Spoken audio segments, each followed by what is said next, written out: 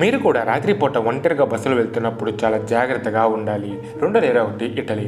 Rita అనే అమ్మాయి ఒకరోజు అర్ధరాత్రి తన ఇంటికి వెళ్ళడానికి బస్ కోసం వెయిట్ చేస్తూ ఉంటుంది. అప్పుడే ఒక బస్సు వస్తుంది. రీటా బస్సు లోపలికి వెళ్ళగానే లోపల ఉండే ప్యాసింజర్స్ అందరూ దెయ్యాల గెటప్తో ఉంటారు. రీటా సరే ఈరోజు హలోవీన్ డే కదా, అందుకే అందరూ ఇలాంటి గెటప్తో ఉన్నారులే అని అనుకొని తన సీట్లో కూర్చుంటుంది.